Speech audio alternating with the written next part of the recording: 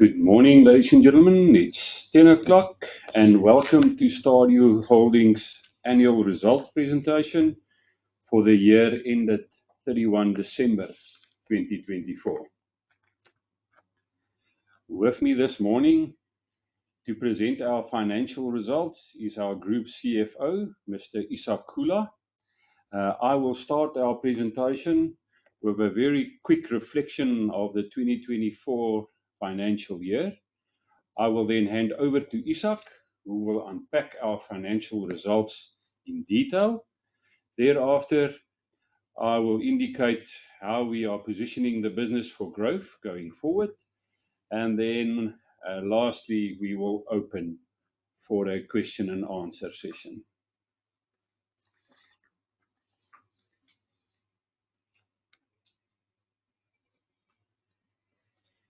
So, Stadio Holdings' purpose is to empower the nation by widening access to quality higher education. Sorry, I just have a short delay here with our slides. There we go. We do this through our three distinct private higher education institutions. The first one there on the slide is our Milpark brand. Milpark positioned as a leader in online distance learning.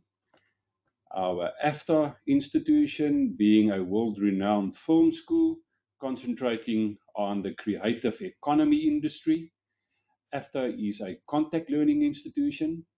And then in the middle, we have Stadio Higher Education, our comprehensive institution with multi-faculties, multi-mode delivery, as well as a multi-range of qualifications. The group already is one of South Africa's largest providers of higher education with over 50,000 registered students. Reflecting on the 2024 year, I can say that 2024 was another good year for Stadio. In the year, we managed to produce a strong set of financial results. This basically coming from good growth in student numbers. We've managed to exceed the 50,000 student registration mark, 50,039 students to be exact. During the year, exciting for us, we've seen good progress on our debtors processes and collections, something that we've paid attention to during the year. A lot of work went into that, especially behind the scenes in Isak's office. And we are happy to say that we are making good progress in managing our debtors.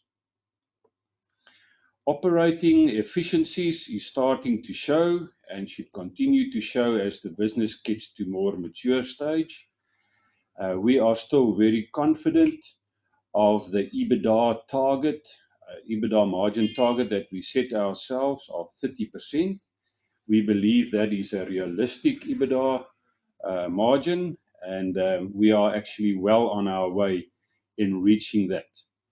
We've seen good growth in this regard. Last year, our EBITDA margin for the group was 27.6%.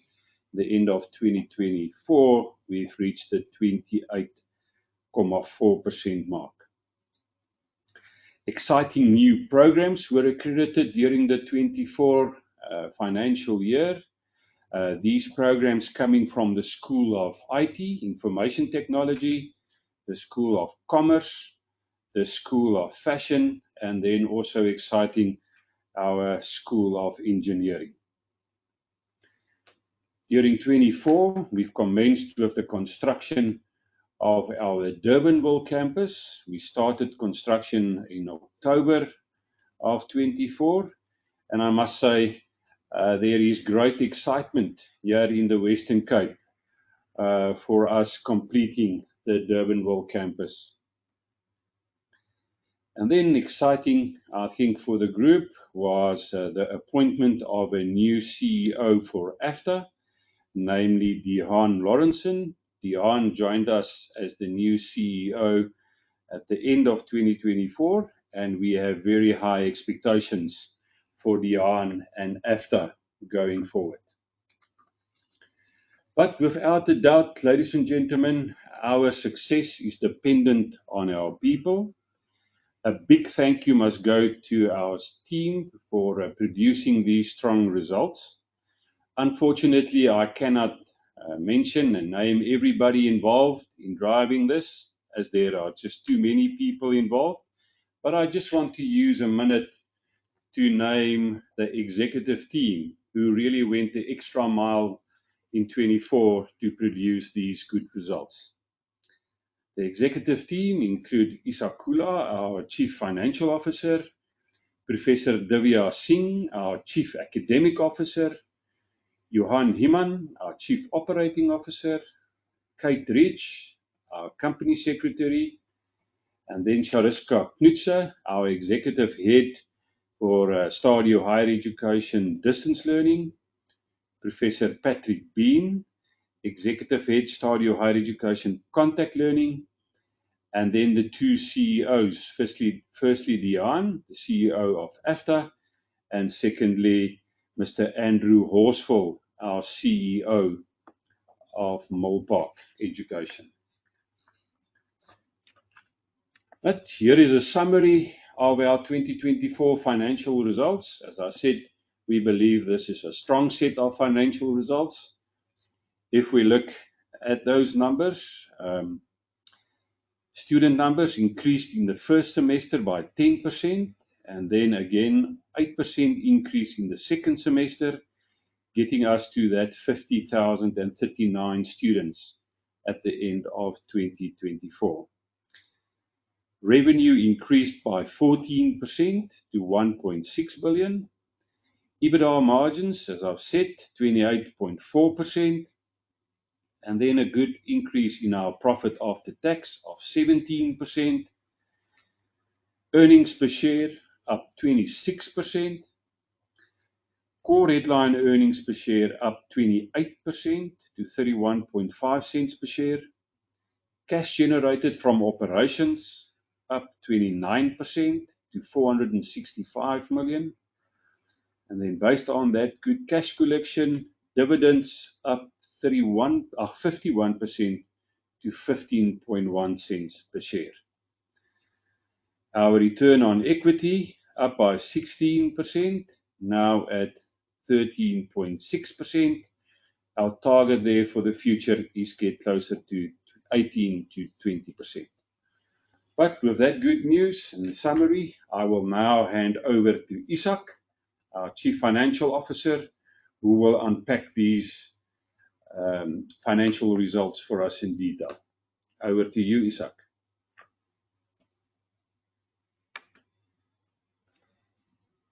Good morning, ladies and gentlemen. An absolute pleasure spending this morning with you and having the opportunity to present our financial results for the 31 December 2024 financial year. I'll walk through a couple of slides and highlight a couple of key items to you. We produced a solid results, as Chris had alluded to, with revenue up by 14% to 1.6 billion rand, underpinned really by good student growth overall of 8% for the full year. EBITDA margins very encouraging and very strong and healthy at 28.4%, up from the preceding year of 27.6%. Financial performance, ladies and gentlemen, really encouraging to see a good cash generation for the period there, with cash generated by operations increasing by 29% to 465 million, really driven by an improved working capital cycle in the period, which I'll also unpack a little bit later, particularly within the debtors, within the debtors of the group. Loss allowance margin for the year improved to 8.7% in comparison to the 9% in the prior year, really off the back of generally good collection results, despite a tough economic climate. Where did we spend some of our money in the year? So our capital investments of 106 million rand for the year. Some of the noteworthy items, we've spent 16 million rand on solar installations on our various campuses to try and ensure we hedge ourselves against against any load shedding, although there was very little during the year. We've managed to do a number of installations across our campuses. We've also spent 32 million rand on the new Durbanville campus, as well as including sports facilities. We've also spent 29 million rand in curriculum and software development for the period, which includes our strategy, our growth strategy for the future, investing in key and core curriculum as we continue our growth trajectory. Ladies and gentlemen, during the period, we've also relocated our School of Fashion students from Randburg and Hatfield to our comprehensive Centurion campus. With that premises in Randburg being vacant, we needed to recognize an impairment there of 7 million rand during the period. This property, the Randburg property, is also classified as held for sale under IFRS at the end of the year, and we're actively looking to dispose of the property. In fact, we had an auction quite recently, and there seems to be good indication that there's a high probability that this property may be disposed. Just to continue on our transactions with our Molpark Education non-controlling interest, some of the key points there. In early 2024, we acquired an extra 0.76% for 5.9 million rand, and we also paid 117.5 million rand during the first half of this year for the shares we acquired from Brimstone Investment Corporation at the back end of December 2023. That also substantially or partially contributed to our overall financial performance as we consolidated a larger portion of those earnings for the Stadio Holdings Group, which now on our Molpark Education minority interest at the end of the period is 16.14%. Then looking at our long-term incentive scheme and some share transactions. During the year, we purchased and cancelled about 3.089 million or 15 million rand of Stadio Holdings shares. That is in anticipation of the share scheme and the settlement of those shares. As communicated previously to our shareholders and stakeholders, our intention is not to dilute the shareholding of the group, and as a consequence, we've bought those shares back. In addition, we settled 3.7 million shares, which was treated as treasury shares at the back end of 2023 in 2024 in lieu of the settlement of the share scheme, and we further had 872,000 shares or 5.3 million rand worth of shares issued during the year to settle our obligations that arose under the share incentive scheme. Ladies and gentlemen, we also then paid a dividend of 84.7 million rand during the year, and we also paid 11.3 million rand to minority shareholders during the year. We have a strong balance sheet and we have no external debt at the end of December 2024 if you exclude the impact of IFRS 16. Then very exciting, as Chris also alluded to, we declared a dividend of 15.1 cents per share or 128 million, which will be declared effectively today and paid and will be paid on the 29th of April 2025. So with all of that being said, let's have a look at our student numbers for the year. At the half year, 30 June, where our student numbers grew 10% period to period from June 24 in comparison to June 23. We had grown our student numbers 17% if we exclude the impact of the legacy Molpark business year on year. And very encouraging to see we had 14% new contact learning student number growth in Stadio Higher Education. Overall, we've then had a 10% cumulative annual growth rate from June 2018 to June 2024. Let's have a look at our second semester. Our second semester student numbers increased by 8% from 46,508 students at the end of December 23 to just over 50,000, being 50,039 at the end of December 24. There, our student numbers, if we exclude the impact of the legacy Molpark business, the business to B2B section of that business, our student numbers increased by 13%, which takes our overall cumulative annual growth rate to 9% for the period December 2018 to December 2024. Looking at our student numbers, semester 1 for contact learning specifically, our student numbers there overall grew by 9% for the period. A growth really coming off site extensions where we've rolled out additional programs and new qualifications to various campuses, as well as the historic investment in our programs, with those years filling up the second years, the third years, and the fourth years, etc., which has contributed to that growth, as well as poor historic enrollments now starting to work its way out and yielding the result for the first semester. Looking at our contact learning student numbers, semester 2, not a significant change from semester 1 to semester 2, overall growth of 8%, and for the same reasons mentioned on the previous slide. Looking at our distance learning student numbers for semester 1, distance learning student numbers in semester 1 grew by 10%, from 37,067 at 30 June 2023, moving to 40,702 students at the end of 30 June 2024, which is a 10% growth. And if we exclude the impact of the business-to-business business within Milpark Education, those student numbers grew by 17%.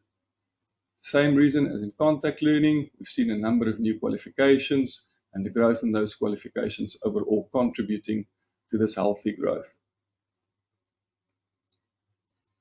Looking at semester 2, our distance learning student numbers growth of 8% from 40,689 students at the back end of December 23 to 43,775 students at the end of December 2024. 13% growth if we exclude the business-to-business impact for the period, and semester 2 student numbers slightly down from semester 1. Predominantly, you would have recalled at the half year we mentioned that our student numbers that in study higher education, because we have 2 registration periods, there's a number of students that we did not allow to re-register in semester 2 to somewhat curb the loss allowance, but also not to allow those students to incur further debt, coupled with the weaker intake in our legacy Milpark business contributed to an 8% growth overall.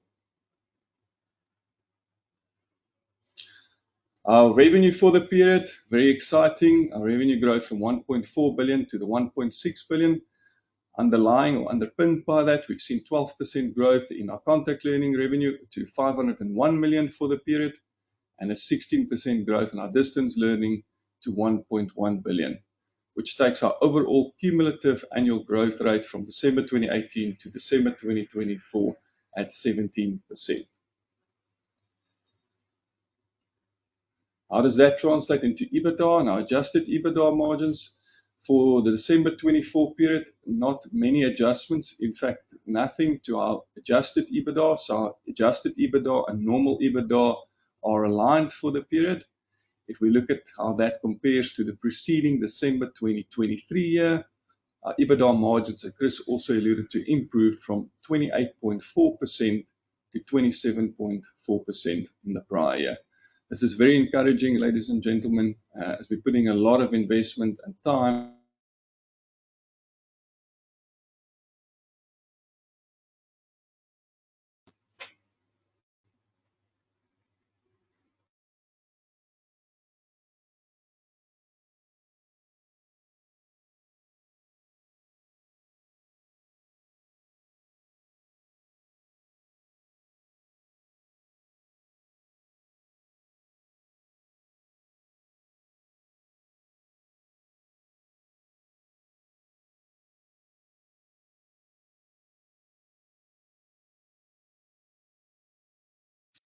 Ladies and gentlemen, apologies for that technical glitch. We're just trying to get the slides back.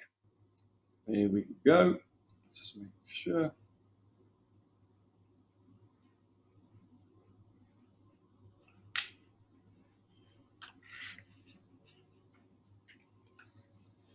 see if that works. Back. Yep, thank you very much for that. Apologies, ladies and gentlemen, for that error there. Looking at our margins for the period, I'm going to highlight the following to you. In our December 2024, our employee costs, which is a big component of our Stadio group, our employee costs as a percentage of revenue for the period in line with the prior year at 41.3%. Our other operating costs are operating cost based. That's where we've seen a big improvement from the prior to the current year. In the prior, we were at 23% of revenue, whereas in the current period, 22.5% of revenue. And then, as alluded to earlier, our loss allowance margin for the period improved from 9% in the prior to 8.7% in the current period, really off the back of the collections that we've seen, and our debtors growth was very limited in the period.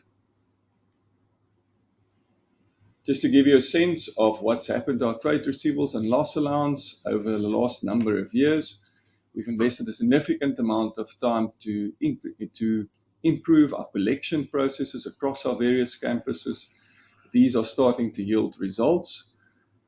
We've also introduced the operational change in semester 2, where we've prevented students from registering if their account balances were not up to date or they haven't entered into a payment plan arrangement with the institution, which we think has contributed to that improvement in loss allowance margin, with the loss allowance margin down from 9% in the prior to 8.7% at the end of December 2024.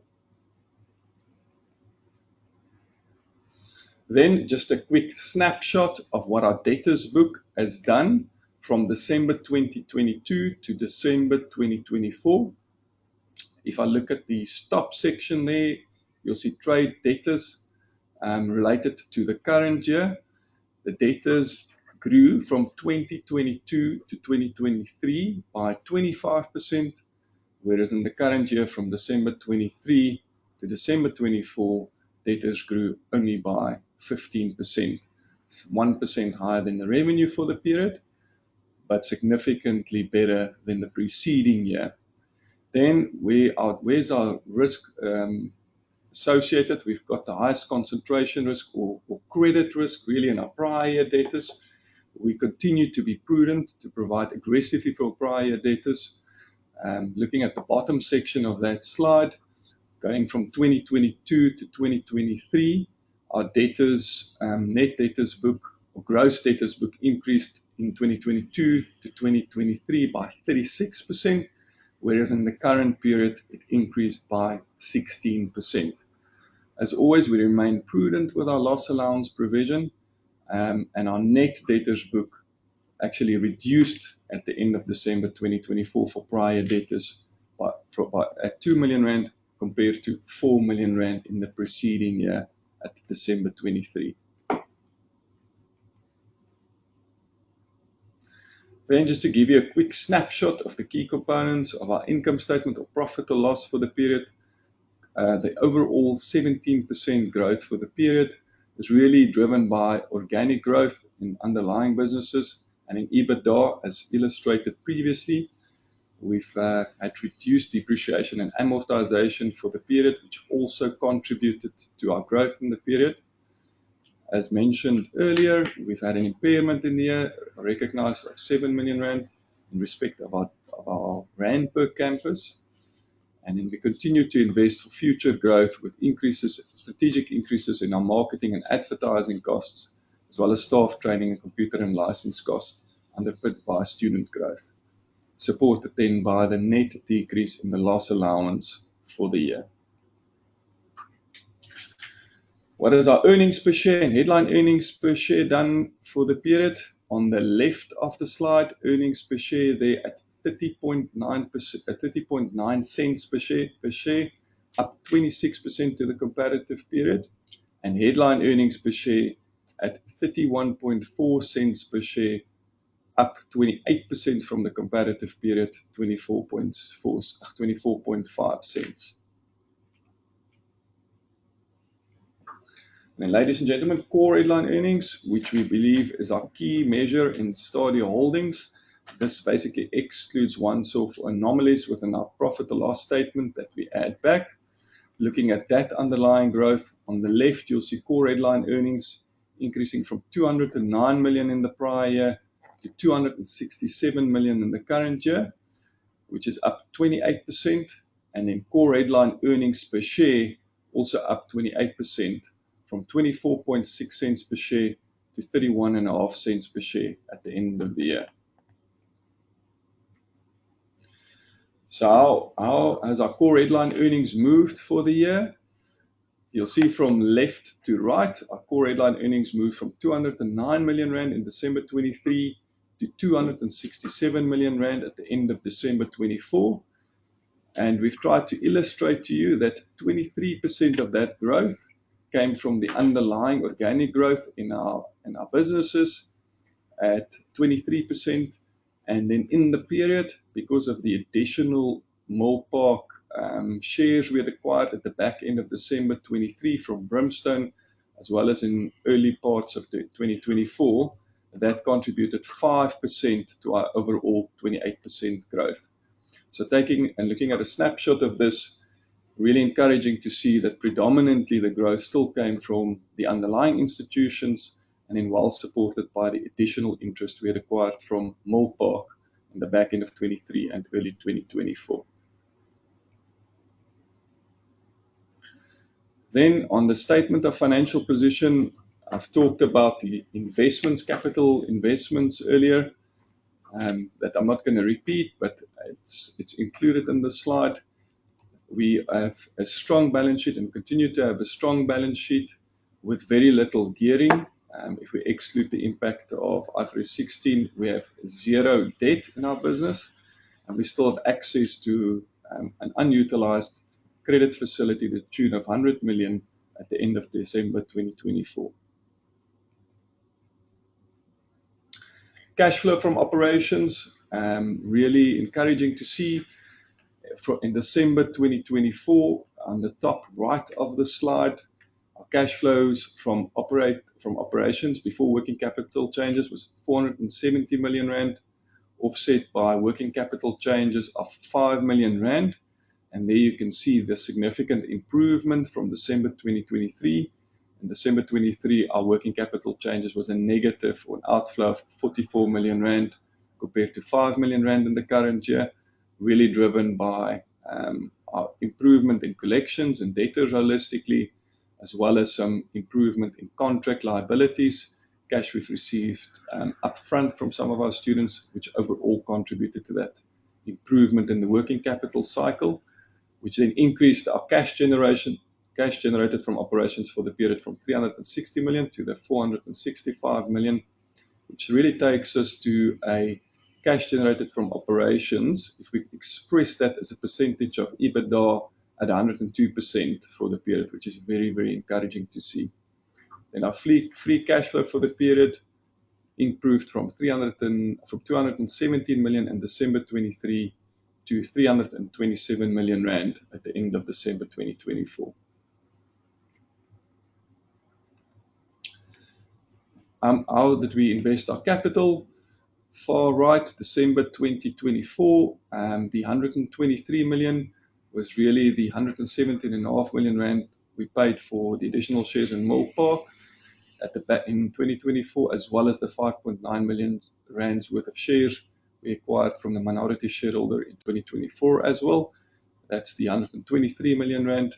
We spent 86 million Rand on infrastructure development and other capital assets, as well as 20 million Rand on some program development, taking the total capital invested for the period to 229 million Rand.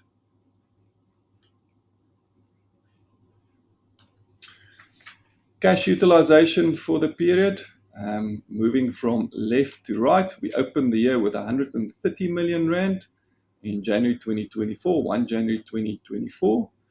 Our operating activities, we've generated 355 million Rand, which we've applied to 32 million Rand towards Durbanville and sports facilities invested during the period. We also invested the 29 million rand in curriculum development and software, which continues to be a strategic imperative for us. We've invested 16 million rand in some solar projects for the period. We then had 28 million rand, which we've termed as recurring capex or ongoing capex to support the underlying operations of our various businesses. We paid 28 million rand in our lease liabilities towards third parties. And then during the period, we've utilized our recurring credit facility to pay for the Milpark shares. And we've also repaid that during the period to the tune of 102 million rand. We've paid 85 million rand to shareholders as a dividend in April 2024 and 11 million rand to minority shareholders as well during the period. And then there was a net share repurchase of 12 million rand for the period. And then 123 million rand, which I've alluded to earlier, which was the payment of the Milpark minority shares that we paid for, as well as 5.9 million rand acquired in January 2024. And then we've had some proceeds on unit trusts we've realized of 12 million rand during the period, taking our closing cash balance at the end of the year to 132 million rand. So 2025, where's our major capital projects? We'll continue to invest in curriculum and intangibles for the period of 46 million rand, a number of projects earmarked for that. And very exciting, our Durbanville property and campus, which will be our largest investment in 2025. We've earmarked 203 million rand in the period for that. And as mentioned previously, we will fund that 50% cash and 50% debt facility, and then continued recurring capex for the period of 48 million rand, taking our total capital projects for the period to 297 million rand. Then, ladies and gentlemen, this is just a brief 7-year financial overview, just to illustrate our proven track record. We remain encouraged by the strong growth we've seen in the year, and we're quite optimistic about the future. I'll then hand over to Chris to take us through the latter part of the presentation.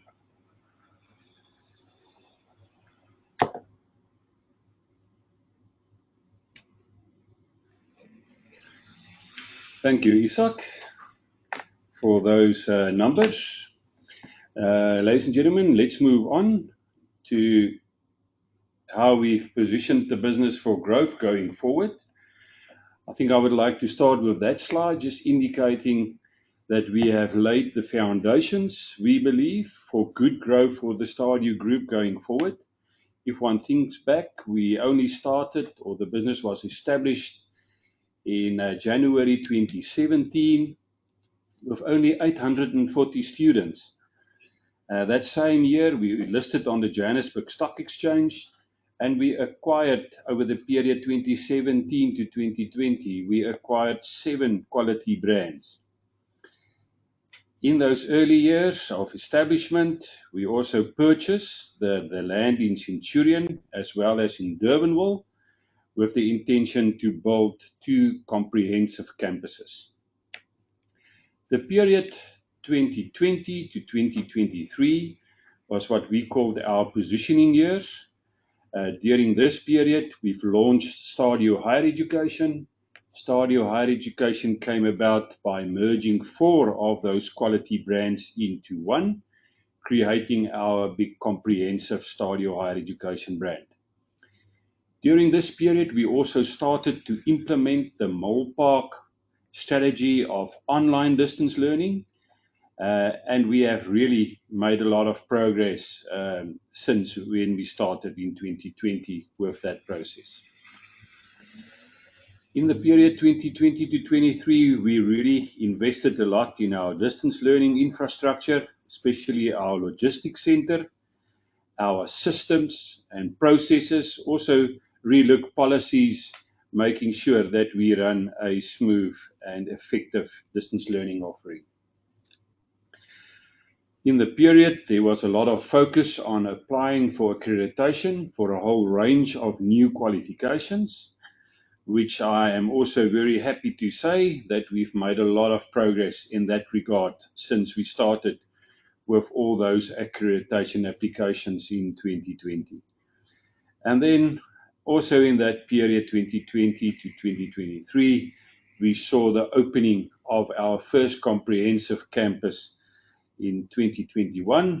That was still during COVID, which was a really stressful period for all of us. But we continue believing in the offering, knowing that students will come back to the classroom after that COVID period. The period 23 to 26 is what we've called the growth and expansion period. During this period, it's all about optimization of our campuses, also looking at the consolidation of smaller campuses, selling off those campuses that are not profitable and that is not meeting our strategic requirements of a full student experience. We've really enhanced our academic offerings, and we've also seen the start of our construction of the Durbanville campus, and then to open that campus in January 2026 for our first big intake. During this period, the growth and expansion period, we've focused a lot on student experience, making sure that we offer our students a full typical university experience, not just focusing on curriculum, but also on extracurricular activities. In this period, it's definitely a focus for us to position ourselves for university status, if and when that becomes available to us. And then we're well on track then to get to our pre-listing promise of 56,000 students by 2026.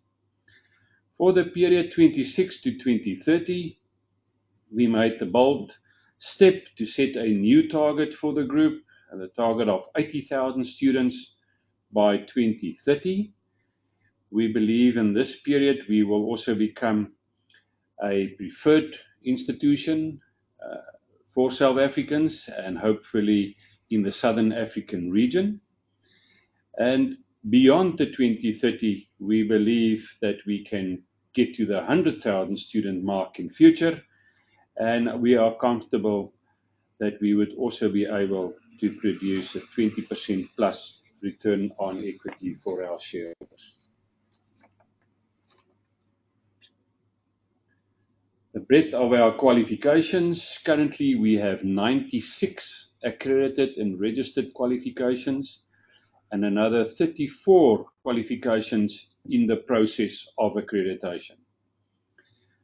Our programs cover the full NQF spectrum from NQF level 5 with entry-level higher certificate programs all the way to doctorate degrees at NQF level 10. These qualifications are hosted by our faculties, or as we call them, our academic schools.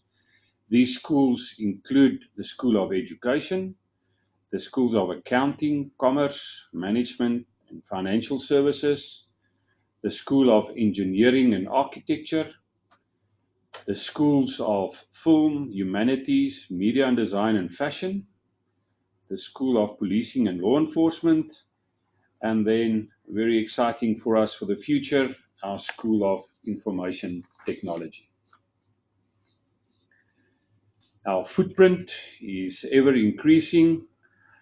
We see for the Stadio Higher Education Institution, we have 4 contact learning. There we go. We have 4 contact learning campuses for Stadio Higher Education, 1 distance learning campus in the Krugersdorp area, with 2 distance learning support offices in Namibia.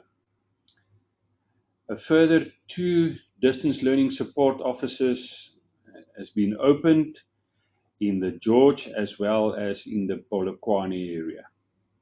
In our AFDA brand, we see 4 contact learning campuses across the country, with a new campus coming in January 26, also for the AFTA brand in the Pretoria, Tshwane area.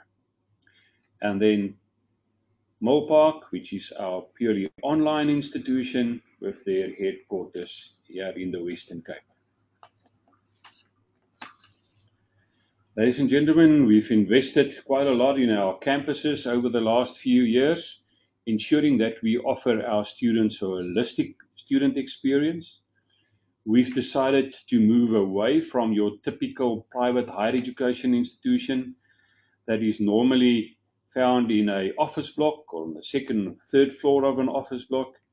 We decided to go the different route of creating more comprehensive campuses where we can offer our students a real full university experience. With this being said, we will remain with our strategy of accommodating 80% of our students by way of distance learning mode and 20% of students in the contact learning mode. But with the new target that we've set ourselves of 80,000 students by 2030, we are now in the process of creating the infrastructure to accommodate 16,000 students also in the contact learning mode of delivery.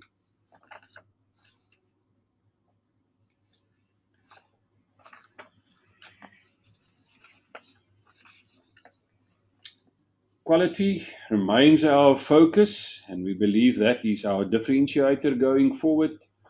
How do we ensure quality in our business?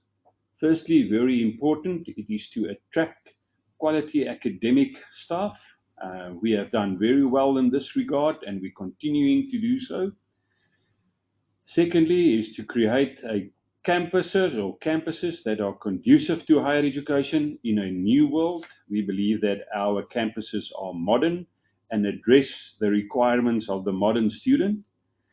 And then very important, embracing technology to support the quality of our offering. A lot of focus is currently on technology and how we use technology to benefit our students, but also our business in general. And we will soon make an appointment of a Chief Information Officer for the Stadio Holdings Group.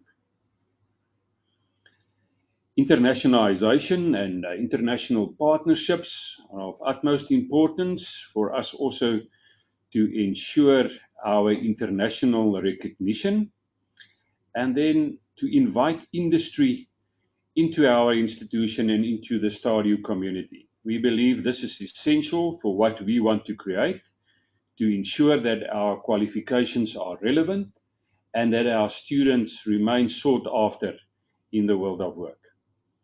And then lastly, achieving university status when regulations allow us to do so. A lot of work is going in behind the scenes to meet all those requirements set for university status. The need for quality higher education in South Africa is increasing, and we believe that we have a big role to play in this regard.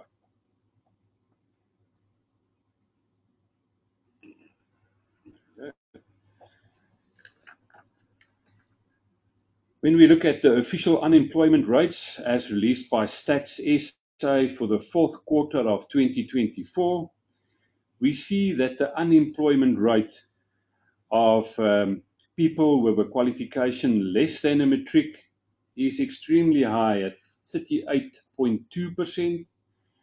People with a matric unemployment rate of 33.8%.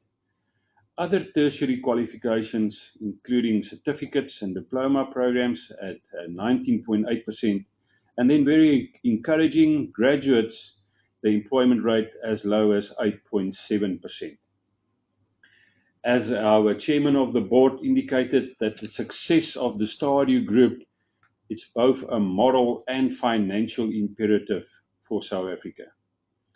The Stadio Group is really, we believe, making a significant contribution to the lives of so many South Africans, not just our 50,000 students, but also for their extended families.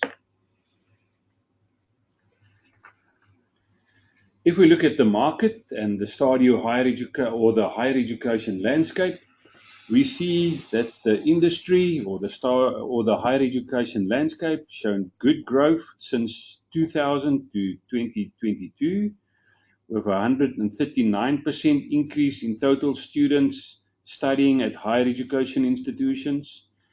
In 2022, 1.3 million students studied higher education in South Africa, and only 258,000 of those students studied at a private higher education, making up only 19% of the total 1.3 number. In comparison with international standards, this is more in the range of 30%. So there is a good potential market for private institutions taking a bigger load and ensuring more access to good quality higher education going forward. If we look at those numbers in more detail, we've seen that 551,000 grade 12s qualified to go to university in 2022. 356,000 of those students couldn't get entry at public university due to their limit numbers that they can accommodate. So meaning that 356,000 students are eligible to access higher education, showing the size of the market. We estimate that this number has grown and increased to more than 430,000 students this year in 2025. So there is definitely a big market for higher education going forward. We believe that we've set Stadio very well, set it up well for growth. We focus on 4 pillars that we build our growth strategy on. The first pillar is that of accrediting new in-demand programs. We've done very well in this regard. As I've already indicated, currently we have 96 accredited programs with 34 additional programs in the accreditation process. Ladies and gentlemen, this would be an ongoing process of accrediting new in-demand programs as we adapt to the demand for programs coming from industry. Our second pillar, growth pillar, is that of taking programs to new sites of delivery. If you remember, when we started in 2020, quite a lot of our campuses were single school campuses, for example, only offering education at the campus or only offering business and commerce. We have now reached a point where all our campuses are multi-school campuses. Opening of new faculties and schools. Over the last few years, we've opened the School of Architecture, the School of Information Technology, and then very exciting, next year, January, we will then have our new School of Engineering, offering new programs in engineering. Our fourth pillar there is opening new comprehensive campuses. As already indicated, in 2021, we opened our first comprehensive campus in Centurion. We opened that campus during COVID, and we are off to a slow start with only 400 and something students registering in 2021. However, we've seen very good growth over the last few years. This year, we will finish the construction of the Durbanville campus, and we believe it would be a total different scenario when we open our comprehensive Durbanville campus in 2026. I actually think the new Durbanville campus can be a real game changer for our contact learning business going forward. And then our fifth growth pillar is that of exploring new opportunities and markets. To be honest, up to now, we haven't given that a lot of focus, but we have now reached the point where we are ready. We believe that we've set a good foundation for the group, that we can really now look at exploring other markets and opportunities going forward. So we are well set for growth going forward. Still on track in reaching our pre-listing statement, now a promise of 56,000 students by 2026. We've reached 50,039 students the end of 2024, and we are very confident that we will get to that target of 56,000 students by the end of 2026. As I've indicated, our new target that we've set for the group is that of 80,000 students by 2030. To get there, we need to grow by 8% annually, which we think is attainable. Again, just to reiterate, the strategy will stay 80% of our students to be accommodated in the distance learning mode, 20% in contact learning. Moving on to our exciting Durbanville campus. As I've said, the construction commenced in October last year. We're making good progress and still on track to open in January 26. This will be another comprehensive campus, and we will house more than 7 faculties and I think close to 22 new programs when we open our doors on January 26. It would be a campus that will offer our students a holistic student experience with sports facilities as well as other extra curricular activities. We expect to open that campus with around about 1,000 students when we open it. This is a total different scenario to what happened in Centurion when we opened there during COVID with only 400 students. We are very we are very positive that we can open the Durbanville campus with students in close to 1,000 or in excess of 1,000 students. Then, ladies and gentlemen, as I've said, when we looked at our pillars of growth, we've now reached the point where we're going to make a few changes to our structures. As we stand currently, the Holdings Executive, the Stadio Holdings Executive, is doubling up as the leadership of Stadio Higher Education. Going forward, we want to move and split these two roles with a dedicated focus and a dedicated CEO for Stadio Higher Education and a dedicated team then also to look at new growth opportunities in the holdings entity. Looking at my role, as from August this year, I will move as the CEO or will remain as the CEO of Stadio Holdings, and we have appointed Professor Stan du Plessis as the new CEO for Stadio Higher Education. Stan will join us as from the 1st of August. For those of you who do not know Professor Stan du Plessis, he is currently the COO of Stellenbosch University, and he will be joining Stadio with a lot of experience and being a leader and well-respected individual in the higher education industry. We believe with all his expertise in the contact learning business especially, he would really complement our already very strong distance learning capabilities. We believe that the appointment of Professor Stan will take the Stadio Higher Education Institution to new heights. With this appointment and moving our holdings team to focus on holding matters going forward, we really believe that we can take the business to a new level and look and act on opportunities that comes our way.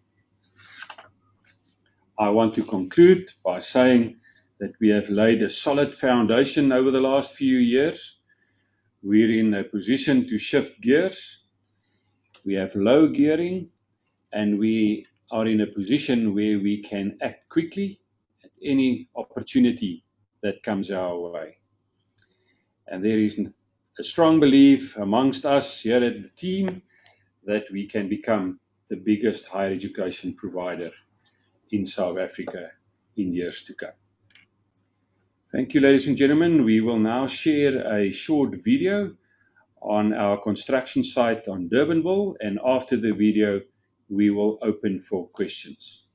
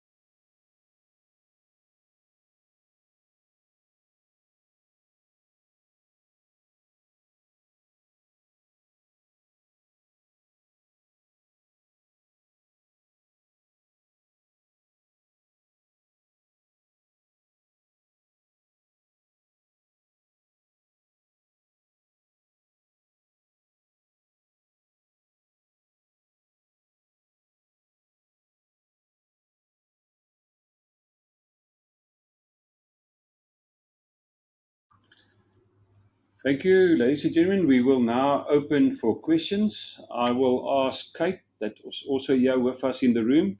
Kate, if you could read the questions for us, and then we will gladly attend to those questions. Thank you, Chris. Good morning, everyone. The first question is from Zihle. She says, hi team, thank you for the presentation. How likely are we to see loss allowance margins dropping towards the pre-COVID range, given the ongoing improvements in your collection systems? Thank you, Kate. Thank you for the question. I'll probably start off by saying I think it's unlikely. Although we do everything in our effort to increase or to improve our collection process, there's also a big component of collections that are outside of your control. And I think just to reiterate, the Stadio Higher Education and Stadio Group's philosophy is to widen access. Part of widening access is we have low financial barriers of entry into the organization. We don't do credit checks per se on students. If they meet academic standards, there is no financial credit checks per se that's built into the system. And as a consequence, we then deal with a consumer that nonetheless and continues to be cash strapped. And therefore, I believe as an institution, we are then have to be responsible with the way we go about driving collections in our organization. I think I want to say it in that backdrop. And then the second part and answer to the question is I don't think we're going to go pre-COVID levels, because I think if you looked at the macroeconomic conditions that moved from 2020 to now, as an example, the interest rate and the prime lending rate increased significantly, I think to about from 6-7%, and it peaked at 11.75%. That's a 67% increase in interest rates over the period. Besides the fact that I think that generally the consumer is cash strapped, I don't think it is reasonable to expect the loss allowance margin to go back to those levels. And therefore, I believe the current ranges, in my mind, of between 8.5% to 9.5% is a realistic range, given where the institution is and given where the macroeconomic conditions within the country is. Thanks, Isak. Another question from Zooks, also relating to bad debts. There's two parts to this. First one for you, second one to Chris.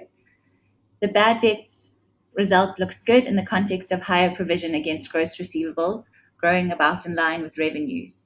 Can you please talk to trends in the book, bad debts, the consumer environment, and your internal efforts to improve management of the book? It would be great to get a sense of how much of the bad debt results we see is helped by internal interventions to manage the book better, and if there were any worsening headwinds, or the health of the consumer. And then the second one would be for Chris. can you talk to contact learning trends going into 2025? And if you could specifically highlight how the Centurion campus is doing. Thank you, Kate. I'll start off by saying this to answer Zux's question. I think holistically, the way we've scaled the business and the way we provide for our debtors is, I think the first primary risk we try and address in our business is as debt ages and becomes older, we take higher levels of provision. And what we've seen in the current period in particular, and Zux is correct, the gross debtors book for the current year increased in line with revenue. But if you look at that comparatively to the prior years, there's a significant improvement from 2023 into 2024 in relation to that gross debtors. It's actually come down, I think is the first point I want to highlight. I think the second point I want to highlight is, given the nature of our business, there's a big chunk of cash we receive towards the latter part of each financial year. And then secondly, going into the early stages of the next financial year, so i.e. subsequent receipts. And our subsequent receipts, if we look at that in 2024, and we look at it at the moment, those subsequent receipts are promising in terms of what we're seeing. And it tells me that that's predominantly driven by the effort in collections in the period, because we haven't changed significantly the barriers of entry into the organization, and therefore partially and substantially driven by that. We no doubt see as a consumer drifts and he misses his payment terms, invariably those consumers land up not paying you or paying you slower. So that trend continues to hold year on year. Thanks, Isaac. Yes, on Zux's question, contact learning trends. Unfortunately, I can't share the final numbers if we have not finalized our student numbers for 2025. However, I can say that we are very excited at the moment, looking at contact learning especially, with good growth, especially coming from the Stadio Higher Education brand. I think we will get and exceed our targets that we've set ourselves for 2025. For the Centurion campus, also very excited. It's, I think I can report back that we really see the strategy coming into play very nicely now as the qualifications are filling up in the second and third year. We see good growth at our Centurion campus especially. Thank you, Chris. Linked to that is a question from Anthony Clark, who says, "Good morning, Chris. Congratulations on the excellent results. I noted your learner growth and the 14% increase in new contact learning. ADvTECH had solid tertiary growth this morning of plus 14%. What are the trends pushing domestic tertiary growth, and what increase in learners do you anticipate with the 34 pipeline qualifications, and what are the timeline of these new courses?" So yes, thank you, Anthony. I think, as I've indicated, we are very well positioned. We are confident that we will meet our student targets that we've set for 2025. The trends are looking very good. What was the second part of that question, Kate? Sorry. How you see the pipeline programs of 34? Yeah, the pipeline is very exciting. We've seen just on new programs that we've introduced this year in 2025, some of those new programs really show nice growth opportunities going forward. And we believe that those 34 pipeline qualifications, there would definitely be a few game changers among them as well. So very excited about the future for contact learning, but also in our distance learning business. That is our strong point, or our bastion, if I can say, that is serving the business very well. We also make sure that we continuously introduce new in-demand programs also for our distance learning offerings. Thank you, Chris. Question for Isaac. Building on the first two questions around, I'm assuming, bad debts, please may you add more color on the collection strategy, and at which point in the age of receivables are those collections outsourced? Okay. Thank you, Kate. So our strategy in 2024 has been twofold. So I think the first strategy is we try and hand over old debt that is older than 1 year. We try and hand over sooner. So during 2024, that was one of the key strategic initiatives that we had deployed, and we definitely see the results of that. Then we don't hand over current year students to third parties for collections. And the reasons we don't is, remember, we register mainly in distance learning on a semesterized basis. And therefore, there is certainly certain trends where students might skip the first month, 2 or 3, and then suddenly catch up on collections. So therefore, strategically, we don't hand over to third parties. But what we do is to monitor academic participation, to make sure academically we support those students and engage. And then secondly, financially, we have restructured our debtors teams and the manner in which they collect to target those students sooner in the collection process. That then allows us to introduce interventions where required. So there is no handover of current students that enrolled in the current period to third parties. Thanks, Isak. The next one is for Chris, also linked to your enrollee growth for 2025. So can you please comment on the enrollee growth for 2025 and what will the impact of Milpark B2B have on distance learning for 2025? As I've indicated, I cannot comment on our exact numbers at this stage. However, we are very confident that we will reach our student targets that we've set for 2025. Looking at the Milpark business, I think the comment that I must make here is in 2021, we took the decision when we positioned Milpark to be a pure online institution. We also took the decision not to be so dependent on the B2B business. So we repositioned that business. And we are starting to see that the Milpark business is growing into an institution that is no longer so dependent on the B2B. However, this is not something that will change overnight. So it will still have an effect, but as we progress year on year, this would have a less of an effect. For 2025, so I can say that there will still be an effect, but we are confident that we should now move into a growth phase again at Milpark and not being so dependent on the B2B business. Thank you, Chris. There's a question from Shelton that's linked to that, and I think you've covered half of it, saying, when do you expect the Milpark legacy B2B impact to normalize, which I think you've just covered, and then is the strategy to eventually own 100% of Milpark? I think the long term, that is the strategy, but at the moment we still have those minority shareholders being involved in the business, and we are actually happy with the situation as is currently, but I think long term the thinking would be to get to 100% ownership. Another question from Zux. On a 3 to 5 year view, could you please highlight what engineering programs you intend to offer in the School of Engineering? Are these mostly for contact learning, or can this be done on distance learning as well? Yes, Zux, we're very excited about our new School of Engineering. A lot of excitement in the area if we mention that we're going to offer engineering here in the Western Cape. We will start off with both higher certificates in 2026, and then in 2027 we will introduce 3 engineering degrees. So higher certificate as entry requirements, and then 3 engineering degrees.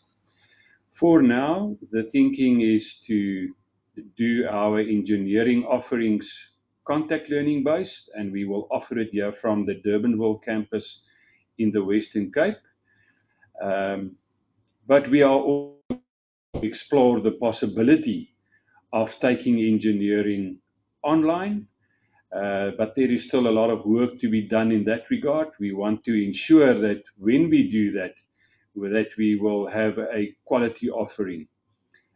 So we are working on that for the future, but we are not there yet.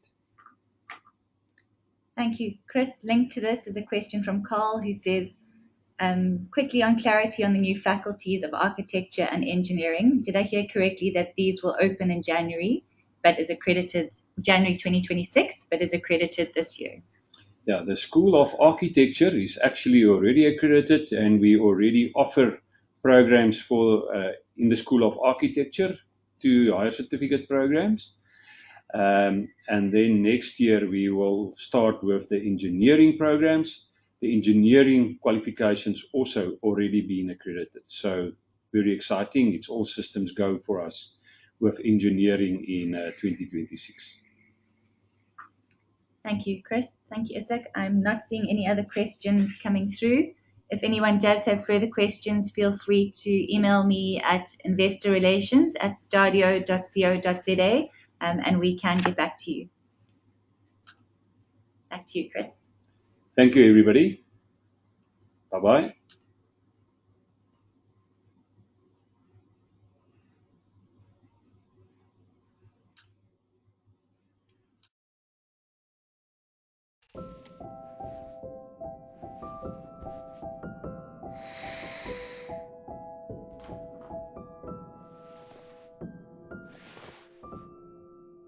Ubaba is my hero.